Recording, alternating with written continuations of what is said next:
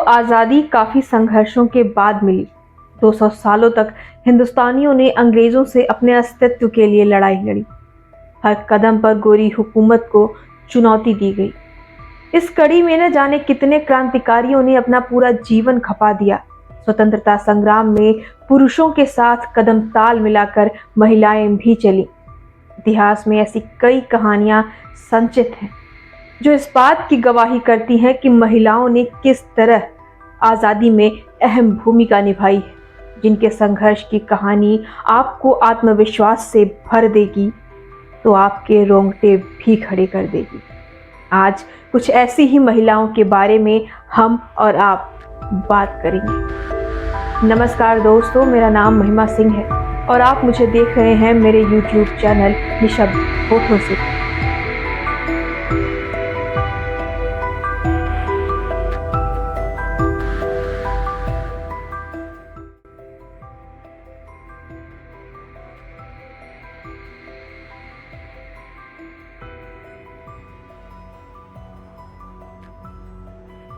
पहली कहानी उस विद्रोह के ज्वाला की जिसने अंग्रेजों को स्वाधीन होने का मतलब बताया, जिसने क्रांति की चिंगारी हर हिंदुस्तानी के दिल में जलाई।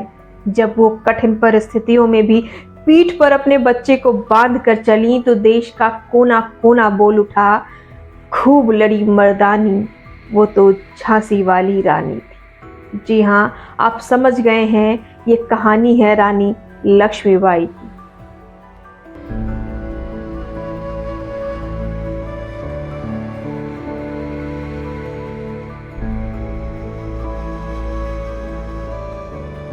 (1857) वो समय है जब रानी लक्ष्मीबाई ने अंग्रेजों के आगे घुटने टेकने से मना कर दिया। लक्ष्मीबाई के पति की मौत के बाद अंग्रेजों ने झांसी को अपने कब्जे में लेना चाहा, क्योंकि अंग्रेजी कानून के मुताबिक जिस सिंहासन के लिए कोई उत्तराधिकारी नहीं होगा वो अंग्रेजों के अधीन हो जाएगी। क्योंकि दामोदर रानी लक्ष्मीबाई के गोद लिए बेटे थे, इसलिए अंग्रेजों ने उन्हें उत्तराधिकारी नहीं मानने की दलील दी। रानी लक्ष्मीबाई ने इस बात से इनकार कर दिया और फिर अंग्रेजों और झांसी के बीच युद्ध हुआ। रानी लक्ष्मीबाई अंतिम सांस तक झांसी के सम्मान के लिए लड़ती रही। अंग्रेजी सेना पर रानी सिंघनी बनकर टूटी, पर कहते हैं ना कि उन्हीं को कुछ और ही मंजूर था। छल और बल में रानी की सेना अंग्रेजों से कम पड़ी, मगर रानी ने खुद को अंग्रेजों के हवाले नहीं किया। घायल अवस्था में भी अंग्रेजों से लड़ती रही और जब शरीर का कतरा कतरा साथ छोड़ने लगा तो रानी लक्ष्मीबाई ने अग्नि स्नान कर खुद को शहीद करना सही समझा, लेकिन शरीर के आसपास भी अंग्रेजों को फटकने नहीं दिया। ऐसी महान क्रांतिकारी थी रानी लक्ष्मीबाई।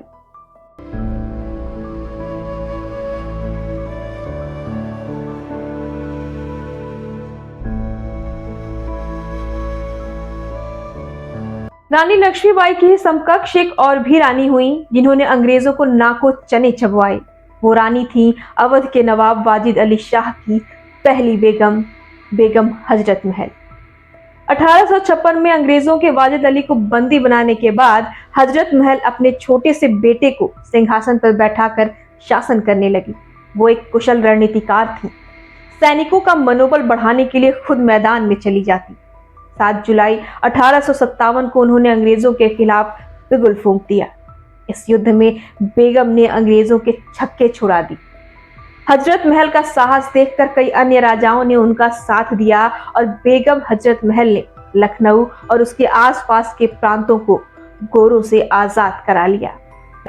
रानी ने इस युद्ध में कुशलता से ऐसे हालात पैदा कर दिए कि अंग्रेजों को लखनऊ रेजिडेंसी में छिपना पड़ा। हालांकि बाद में अंग्रेजों ने ज्यादा सेना के साथ हमला किया और बेगम हजरत को अपना महल छोड़ना पड़ा। हार के बाद भी रानी जंगलों में ठिकाना बनाकर विदेशी हुकूमत के खिलाफ लड़ती रही। बेगम हजरत महल पहली ऐसी बेगम थी जो अंग्रेजों के खिलाफ हिंदू और मुस्लिम राजाओं को साथ लेकर आई और उन्हें ये एहसास कराया कि अंग्रेज फूट डालो की नीति से राज करना चाहते हैं। अहमद शाह की हत्या के बाद बेगम हजरत महल नेपाल चली गई। वहां के राजा ने उन्हें शरण दी और अंत समय में भी वो नेपाल में ही रही। आज हम जिस तिरंगे पर गर्व महसूस करते हैं वो स्वतंत्रता संग्राम के दौरान काफी समय बाद भारत की पहचान बना। उससे पहले ही भारत के झंडे के तौर पर विदेशी धरती पर एक महिला ने वंदे मातरम का झंडा लहराया। वो महिला थी भीखाजी कामा। इन्हें भारत में अंग्रेजों के खिलाफ क्रांति की जननी कहा जाता है। इन्होंने सबसे पहले जर्मनी में 1907 में भारतीय ध्वज फहराया, जिसका रंग आज के तिरंगे के रंग से मिलता जुलता था। भीखाजी कामा ब्रिटिश नीतियों के बिल्कुल खिलाफ थी। ब्रिटेन में रहते हुए इन्होंने आजादी के लिए कई आंदोलन चलाए। इन आंदोलनों की वजह से ही इन्हें ब्रिटिश हुकूमत नापसंद करने लगी। जब भीखाजी कामा को एहसास हुआ कि अंग्रेज कुछ बड़ा करने वाले हैं, तो ये ब्रिटेन छोड़कर फ्रांस के पेरिस जा पहुंची और वहां से आजादी के आंदोलनों को दिशा देने लगी।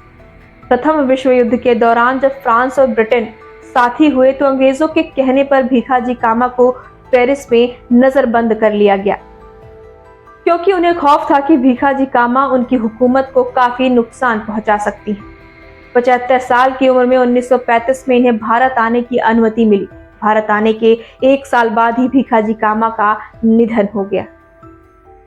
5 मार्च 1902 को जन्मी नीरा आर्या आजादी के संघर्षों में बलिदान की वो मूरत है जिनकी कहानी सुनकर आपकी रूह कांप जाएगी। नीरा आर्या भारत की पहली महिला जासूस है जिन्होंने भारत को आजादी दिलाने के लिए अंग्रेजों की जासूसी की। नीरा आर्या के अंदर आजादी को लेकर एक अलग ही जुनून था। इस जुनून के साथ वो सुभाष चंद्र बोस की आजाद हिंद फौज में शामिल हो गई और भारत को स्वाधीन कराने के लिए उनके साथ काम करने लगी।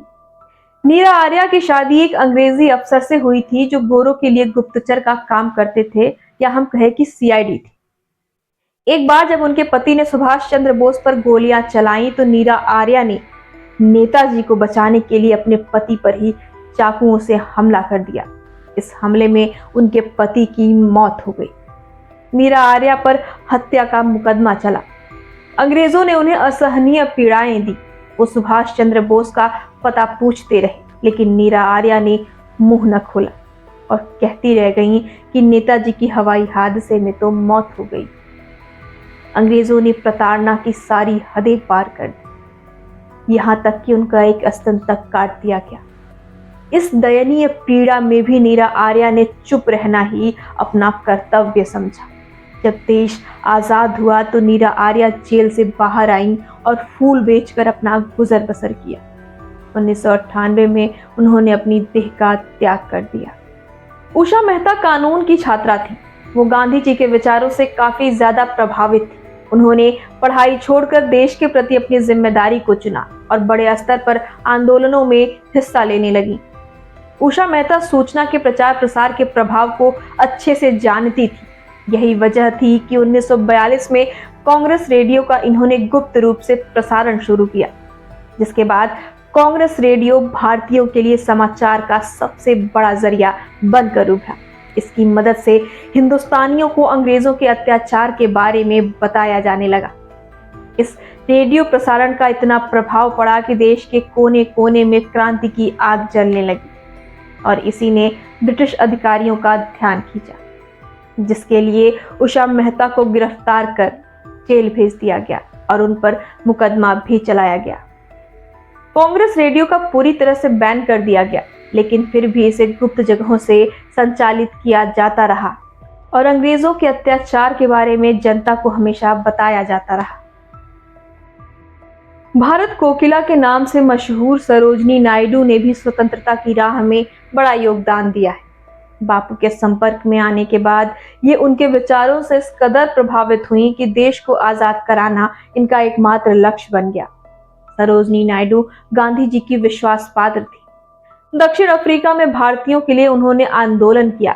1928 में गांधी जी के प्रतिनिधि के रूप में वो अमेरिका भी गईं। उन्होंने कई सत्याग्रहों में भाग लिया। भारत छोड़ो आंदोलन के दौरान वो जेल भी गई। सरोजनी नायडू ने महिलाओं के अधिकारों के लिए भी काफी संघर्ष किया। ये आजाद भारत में यूपी की पहली महिला गवर्नर बनी। महिलाओं के लिए इन्होंने जो संघर्ष किए, उसी को देखते हुए 13 फरवरी को राष्ट्रीय महिला दिवस मनाने की शुरुआत की गई।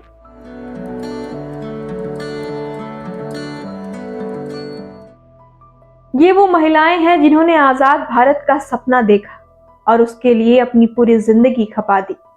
न जाने कितनी पीड़ाओं को सहा और स्वाधीन भारत के लिए संघर्ष करती रही। उम्मीद है कि देश की वीरांगनाओं की वीर गाथा से जुड़कर आपको अच्छा लगा होगा।